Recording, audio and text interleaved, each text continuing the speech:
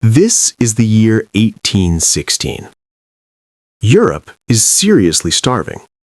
There is hunger everywhere in Europe. There was a volcanic eruption in Indonesia the previous April that had thrown so much ash into the atmosphere that the sun dimmed across the entire northern hemisphere. All crops from France to Finland failed. Snow fell in June. Rivers froze in August. History would later call it the year without a summer, the coldest year in recorded European memory. A year in which an estimated 200,000 people died not from the volcano itself, but from what followed it. There was a severe cold, and hunger, and the inability to stay warm was extremely high. Except in one place. Yes, you heard me right, just one place was exempted. In the villages of Bavaria and the Swiss cantons, where German-speaking farming communities had been building a particular kind of stove for 400 years, families sat through that killing winter without freezing. Not because they had more wood. The forests were as depleted as everywhere else. Not because they had better clothing or thicker walls or some geographic advantage the rest of Europe lacked. Because of what they had built in the center of their homes. It did not look like a stove. It looked like a bench. Not your traditional kind of bench, though. I mean a large, chest-high structure of brick and clay and ceramic tile occupying the heart of the room that is warm to the touch at midnight, warm at dawn, warm through a sunless June and a frozen August, radiating steady, even heat into every corner of the house from a fire that had burned for 90 minutes that morning and died hours ago. The fire was long gone. The heat was not. The craftsmen who built these structures were called Hofmeister. They were the master stove builders. In a continent where wood scarcity had been a national crisis since the 15th century, where entire forests had been stripped to feed the insatiable appetite of open hearths that threw most of their heat straight up the chimney, these men had solved the problem so completely that their stoves were considered national treasures. They were paid like architects. Their work was passed down through apprenticeships spanning decades. A Hofmeister did not simply build a stove. He understood heat the way a physician understands the body, as a system, with logic, with memory, with a behavior that could be studied and directed and stored. The principle they had mastered was ancient even then. Stone absorbs heat slowly and releases it slowly. Metal absorbs heat fast and releases it fast. A metal stove is a sprinter. It gets hot immediately and cools immediately. The moment the fire dies, the heat starts leaving. You feed it constantly or you freeze. A stone structure is a marathon runner. It takes time to charge, but once charged, it gives back everything it absorbed, steadily, evenly, hour after hour, long after the fire that charged it has gone cold. This was not an invention, it was an observation. The oldest thermal observation in human history. Archaeologists have found evidence of it in alpine settlements from 2,500 years before Christ. Fire surrounded deliberately by stones, positioned not for cooking but for warmth. The stones chosen for their mass and their capacity to hold what the fire gave them through the night. 4,500 years of proven physics. And somewhere between 1950 and 1960, an entire country forgot it. Not by accident. The fire dies, the heat does not. Remember that line. It means something different by the time this story ends. And here it is. But before we go further, I would appreciate it if you could tell me where you were watching from. I want to know how far this information has gone. If that would be too stressful for you to do, then simply give this video a thumbs up. Now let's get to it more deeply. In 1950, the American heating industry had a problem. A big one, for that matter. The problem was not technical. No, it wasn't. The technology they were selling, forced air furnaces, metal ductwork, centralized combustion systems pushing hot air through vents, worked well enough to keep a house above freezing. Their stove building knowledge with them across the Atlantic and kept using it because it worked, and it was cheap, and it made sense. The Amish communities of Ohio and Pennsylvania had been building kachelofens since they arrived in the 18th century and never stopped. These were not customers. A family heating their home with a masonry structure built once for $50 and burning fallen branches from their own land was not paying a monthly bill to anyone. They were not buying fuel on a schedule. They were not calling a service technician. They were not replacing filters or upgrading equipment or financing a new system when the old one failed. There was a revenue gap. And the industry closed it the only way industries close revenue gaps. The dark humor method, I think. They manufactured shame. Yeah, it was quite a shame. All the magazine advertisements through the 1950s showed gleaming chrome-plated vents and smiling families in pressed clothing standing in front of modern furnaces. The message was not subtle. If you still had a masonry stove, you were behind. You were old-fashioned. You were the immigrant grandfather who hadn't assimilated yet. Modern American families had modern American heating.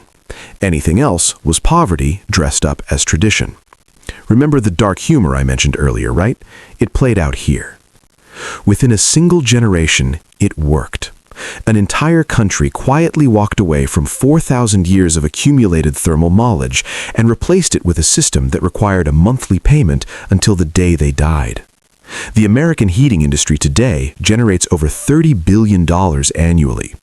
Every house built with forced air heating is a customer for life, buying fuel, replacing filters, servicing equipment, financing upgrades on a cycle that never ends. But shame was only the first mechanism. The second was something so unimaginable, holding everyone captive. A law. Yes, they imposed a law. The modern version of the masonry heater, refined in the 1970s by a Welsh-born builder named Ianto Evans at the Approvecho Research Center in Oregon, is called a rocket mass heater. The combustion chamber reaches 1,800 degrees Fahrenheit. At that temperature, the smoke itself catches fire. The gases that would escape up a conventional chimney are burned completely. What exits the system is not black smoke, it is water vapor and carbon dioxide. The exhaust temperature leaving this system runs between 90 and 100 degrees. A conventional wood stove exhausts between 400 and 600 degrees. That entire difference, 300 to 500 degrees, is heat that stayed inside the house. Now this is where it gets even crazier. Approvecho's testing data measured particulate emissions at 0.12 grams per hour. The EPA limit for a certified wood stove is 2.5 grams per hour. The rocket mass heater is 20 times cleaner than what the EPA allows as a maximum, and in 37 states it is illegal to build. Not because it pollutes, not because it is dangerous, because it does not have a sticker. Now you see their subtle moves playing out. The EPA only certifies products manufactured in a factory, identical unit after identical unit on an assembly line. A rocket mass heater is built on site. Every one is unique. Every one is custom. There is no factory. There is no product to certify. And the cost of putting a custom design through the EPA certification process exceeds $60,000 in laboratory testing, factory inspection fees, and annual maintenance charges. If you change anything about the design, I mean anything at all, you pay the entire $60,000 again. That's crazy if you ask me. Only large corporations can absorb that cost. Large corporations have no interest in certifying a product that eliminates the need for everything else they sell. No, they wouldn't do that at all. In 2022, a couple in Jackson County, Oregon, built a rocket mass heater on their 18.7-acre property. They hired an independent laboratory to test the emissions before installation. The results came back at 0.12 grams per hour, 20 times below the EPA limit, cleaner than a certified pellet stove, cleaner in some measurements than a gas furnace. The county inspector ordered them to demolish it. The hearing officer's ruling stated that compliance is determined by listing status, not by emission measurements, not by what comes out of it, by the sticker that is not on it. I hope you saw what they did there. So crazy.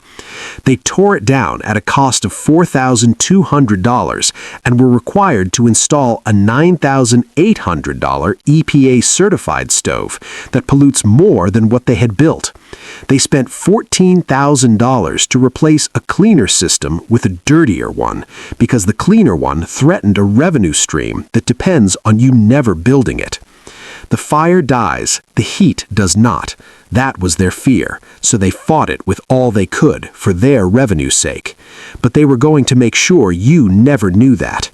Yes, it was their business module, make you depend on them for every heat your home would ever need. This is the part that gets more interesting. The knowledge never left. No, it didn't. While the heating industry was manufacturing shame in the 1950s, and the EPA was building a certification wall in the decades that followed, the Amish communities of Holmes County, Ohio kept building what their German ancestors had brought across the Atlantic 2 centuries earlier. They did not switch because they understood what the switch would cost. Not in money, actually, but in knowledge, in dependency, in the specific, accumulated understanding of how heat behaves inside stone, and how a family can live inside a winter without paying anyone for the right to be warm. That is the right you should know too. Just one firing would give you 90 minutes of natural heat in your home. And what is the cost? A few fallen branches from the yard, and then warmth through the night, through the next morning, through the afternoon, radiating from a structure that asked for nothing more until tomorrow. That is genuine knowledge, if you ask me. When modern researchers finally examined the rocket mass heater with contemporary material science tools, they confirmed what the Hofmeister had known for 4 centuries. The physics is not folklore, it is measurable. Ianto Evans documented going from burning 4 to 5 cords of wood per winter with a conventional stove to 2/3 of a cord with a rocket mass heater. The same house, the same climate, the same square footage. An 80 to 90% reduction in fuel from a system that costs $50 to build. This was what they hid from you all these years. A cord of wood is a stack 4 feet wide, 4 feet high, 8 feet long. He went from a wood pile the size of a truck to a wood pile that fits in a wheelbarrow. The Aprovecho Research Center went further. Their testing data identified a configuration detail that almost nobody discusses: a double reversal channel geometry inside the thermal mass bench where the hot gases make 2 full reversals before reaching the exhaust. Instead of traveling in a straight line through the bench, the gases snake back and forth, tripling the distance they travel and giving up heat at every turn. The exit temperature dropped from 90 degrees to barely above ambient. Nearly 100% of the available heat was captured by the mass. The difference was not incremental, it was the difference between a bench that stays warm for 12 hours and one that stays warm for 24 hours. The additional cost of this configuration sits at $0, the same materials routed differently. 2 extra bends, 2 extra feet of horizontal run, 2 hours of additional labor, and you are good to go. The Hofmeister already knew this. The Finnish counterflow masonry heaters already used it. The Amish Kakelofen already incorporated it. Aprovecho just measured what ancient builders had understood by instinct and practice, and the slow accumulation of generational knowledge that no certification process can replicate and no demolition order can fully destroy, because it lives within them, right inside their knowledge. Here are simple steps for you to follow to build yours. Source 1 50-pound steel barrel, 20 to 30 fire bricks, clay from your own yard or purchased from any building supply store, a metal tube for the heat riser, refractory mortar. Your total material cost will sit between $50 and $100 depending on what you already have access to. The combustion chamber is J-shaped. The feed tube enters horizontally. You lay thin, dry hardwood, sticks the thickness of your thumb, fallen branches, garden clippings, scrap wood, sideways into the feed tube. The wood travels through the horizontal burn tunnel, and the hot gases rise through the insulated vertical heat riser. At 1800 degrees, the secondary combustion ignites. You feed it for 45 to 90 minutes. Then you stop. The bench absorbs what the fire gave, and for the next 12 to 24 hours, longer if you build the double reversal geometry, it gives it back, steadily, evenly, into every corner of the room, warm like a body, warm like a sunlit stone wall on an autumn afternoon, warm at midnight, warm at dawn. If you already own a house and you are thinking this only applies to new construction, it does not. Build it in a detached garage or workshop that shares a wall with your living space. In most jurisdictions, outbuildings carry less restrictive codes than the primary residence. Run a simple water loop to carry the heat inside. The physics transfers, the savings transfer, the freedom transfers. You can check the internet for additional detailed guides. The average American household spends between $1,400 and $2,400 a year on heating.